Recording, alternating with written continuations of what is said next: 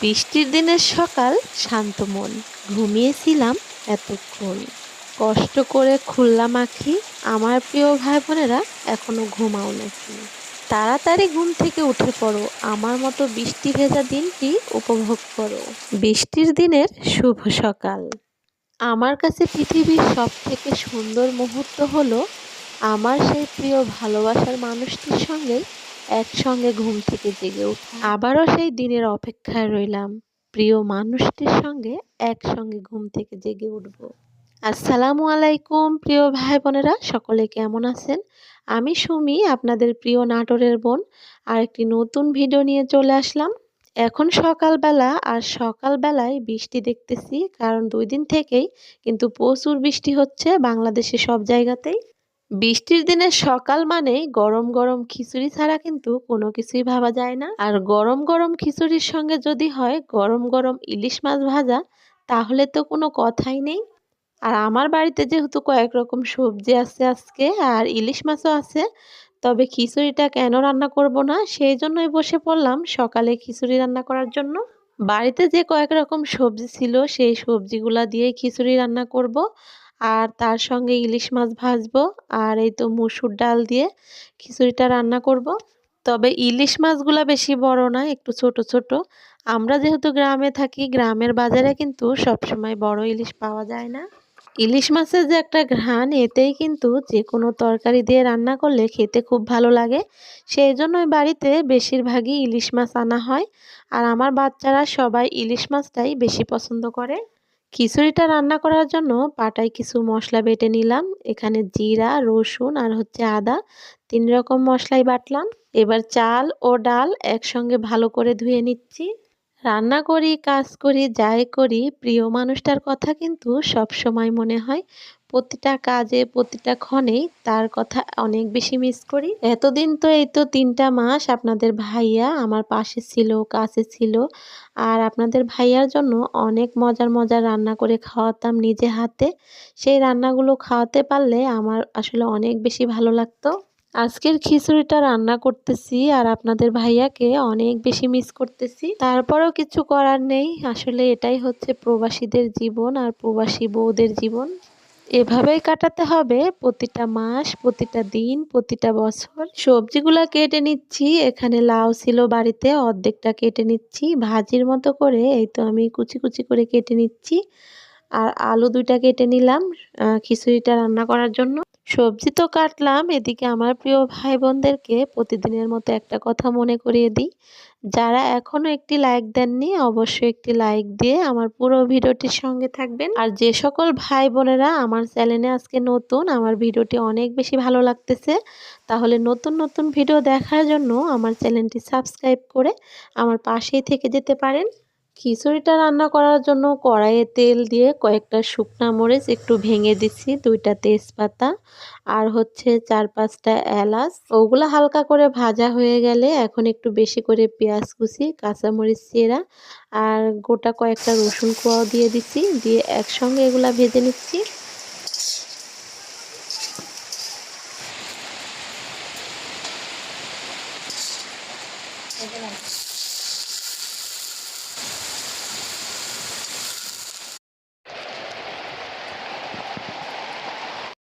রসুন পেঁয়াজ সব কিছু ভেজে নেওয়ার পরে ধুয়ে রাখা চাল ও ডাল এগুলা দিয়ে তারপরে দিয়ে দিলাম কেটে রাখা সবজি, আলু হচ্ছে লাউ, সব কিছু এখন কিছুক্ষণ ধরে ভালো করে ভেজে নেব। আমি তো ঘুম থেকে উঠেই দেখতেছি বৃষ্টি কিন্তু একটুও থামে না, সারাক্ষণ বৃষ্টি পড়তেই আছে। আর বৃষ্টির মধ্যে রান্না করতে খুবই ভালো লাগতেছে, কারণ আমার শখের ঘরে বসে রান্না করতেছি আর চারিদিকের বৃষ্টিগুলা দেখে খুবই ভালো লাগতেছিল। এবার দিয়ে দিচ্ছি বাটা মশলা, পরিমাণ মতো লবণ ও হচ্ছে হলুদের গুঁড়া। আরেকটা জিনিস দেখাতে কিন্তু ভুলে গেছি, সেটা হচ্ছে গাজর। গাজর কেটে রাখা ছিল, সেগুলাও দিয়ে দিচ্ছি। এখন এই তো চুলার জালটা জ্বলতেছে, আর এদিকে আমি চালটা সবকিছু একসঙ্গেই ভেজে নিচ্ছি। 2 দিন আগেও প্রচণ্ড গরম ছিল, তবে বৃষ্টি হওয়ার কারণে আবহাওয়াটা অনেকটাই ঠান্ডা আছে, সেই জন্য এতটা ভালো লাগতেছে। তবে আমাদের এলাকায় কিন্তু বৃষ্টি হওয়ার কারণে কোনো ক্ষতি হচ্ছে না, তবে অনেক অনেক এলাকায় বৃষ্টির কারণে বন্যা হয়ে যাচ্ছে, তাদের কথা ভেবে আবার কিন্তু অনেকটাই কষ্ট হচ্ছিল। চালটা যতক্ষণ ধরে ভাজা যায় ততক্ষণ ধরেই ভালো করে ভাজার পরে এই তো পানি দিয়ে দিচ্ছি। পানিটা একটু বেশি করেই দেব, যেহেতু ঝরঝরা খিচুড়ি কিন্তু আমার ভালো লাগে না। একটু নরম নরম টাইপের খিচুড়িটাই বেশি ভালো লাগে খেতে। চুলার উপরে খিচুড়িটা রান্না হচ্ছে, এদিকে আমি এই তো ৩টা ইলিশ মাছ এগুলা কেটে নেব। এই বৃষ্টির দিনের সকালে গরম গরম খিচুড়িটা খাওয়ার জন্য ইলিশ মাছ ভাজবো, তার সঙ্গে এই তো বেগুন ভাজা, পটল ভাজা আর হচ্ছে করলা ভাজা, সেগুলাও কিন্তু কেটে নেব ভাজার জন্য। ইলিশ মাছের আঁশটাগুলো ফেলে দিয়ে ভালো করে ইলিশ মাছের উপরে ধুয়ে নিচ্ছি, কারণ ইলিশ মাছ কিন্তু কাটার আগে ভালো করে ধুয়ে নিতে হয়, কাটার পরে তেমন একটা ধোয়া লাগে না। ইলিশ মাছ যত কম ধোয়া যাবে ততই ইলিশ মাছের ঘ্রাণটা বেশি পাওয়া যাবে, এটা তো আমি ছোট থেকে শুনে আসছি। ওরে বাবা, তুমি ভিজতেছো কে? চাদর করো মা। এই প্রজাপতি চাদর করে দিছে। এটা সোনার জিনিস। তুমি বড় লোক হয়ে যাবে, তাহলে তো আর আমার কাজই করা লাগবে না গো। আমি আজ থেকে বড় লোক হয়ে যাবো হাসানের জন্য। কি ছুরি তুমি খাবে না? দেখবে ওই যে ঢাকনা দেওয়া আছে খিচুড়ি। আচ্ছা একটু পর হয়ে যাবে তখন। হ্যাঁ জাল দিও না, আগুন ধরবি। আচ্ছা এই তো ইলিশ মাছগুলা কেটে ধুয়ে নেওয়া শেষ, আর হাসানটা বাড়ির ভেতরে ছিল, এসে আমার সঙ্গে অনেক বেশি গল্প করতেছে। ও বলতেছে আম্মু আমি সোনা পেয়েছি, এগুলা বিক্রি করলে আমরা কিন্তু বড়লোক হয়ে যাব। ও কিন্তু জানে যে সোনার জিনিসের অনেক বেশি মূল্য। আচ্ছা ভাঙে দিলে কে, আমি কিভাবে রান্না এখন দেখো না, এই যে ভাঙে ফেলে দিছো। আচ্ছা ভালো করে কি করে এখন করবো, রান্না তো শেষ করতে হবে। আমার চুলার পাড়ে এসে এই তো আমার চুলাটা ভেঙে ফেললো, আর এই তো ভাঙা চুলাতে এখন রান্না করতে হবে। চুলায় যে লাকড়ি দিয়ে রান্না করতেছি সেই লাকড়ির উপরে এসে পা দিয়ে ঠাসা মারছে, আর এই তো চুলার যে মুখটা সেটা ভেঙে পড়ে গেছে। ছোট বাচ্চা বাড়িতে থাকলে কিন্তু অনেক কিছুই বাচ্চারা নষ্ট করে ফেলে। আর তুমি ভিজতেছো কেন? হ্যাঁ এখন গাছে পানি দেওয়া লাগবে না, দেখো না কত বৃষ্টি হচ্ছে সারাদিন।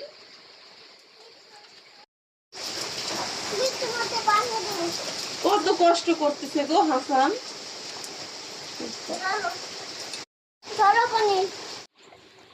কথা বলতে বলতে এদিকে আমি কয়েকটা পটল আর হচ্ছে 3টা এই তো বেগুন গোল গোল করে কেটে নিচ্ছি ভাজার জন্য। এখন 2টা করলাও লম্বা লম্বা করে কেটে নেব, আর মাঝখানের যে বিচিগুলা সেগুলা ফেলে দেব।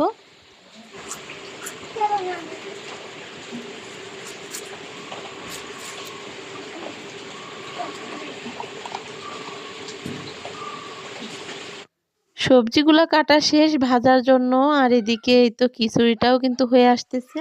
এখন আমি যাচ্ছি আমার বাগানে পোলাওয়ের গাছ থেকে পোলাওয়ের পাতা আনতে।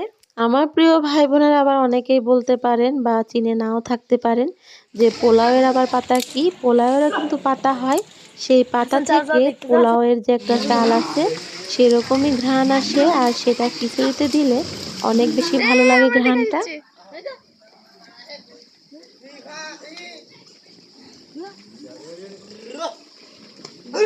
হাসান কি দেখো, এগুলো কি বাচ্চা?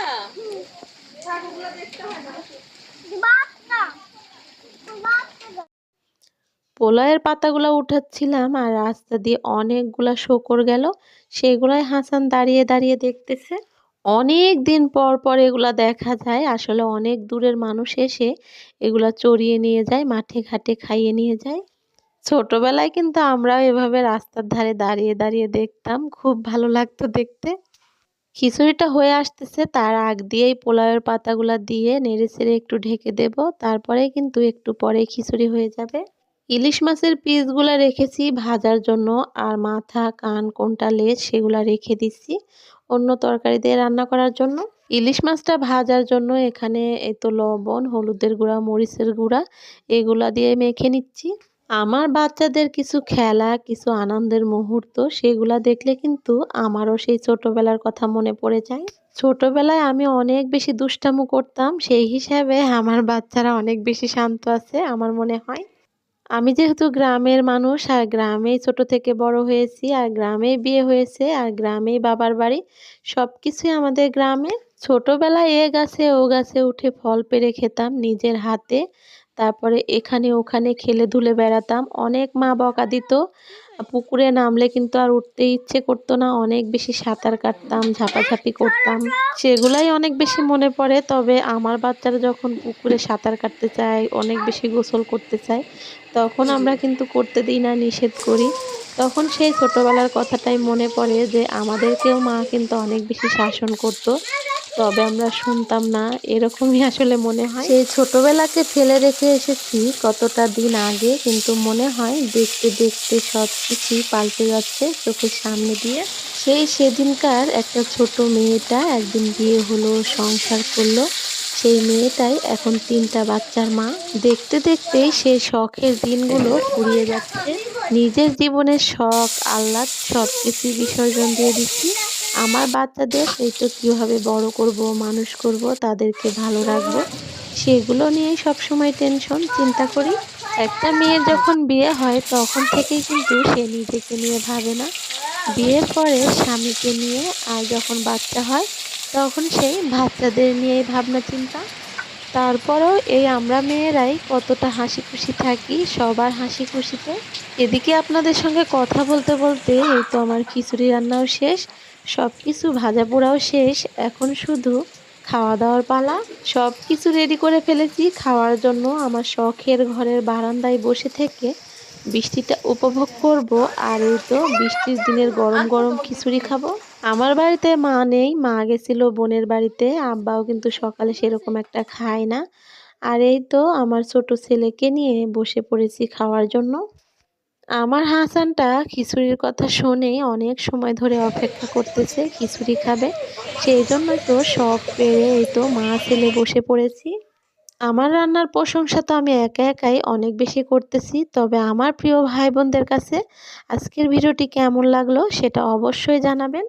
বিসমিল্লাহ বলে গরম গরম খিচুড়িটা ফু দিয়ে খাওয়া শুরু করেছি।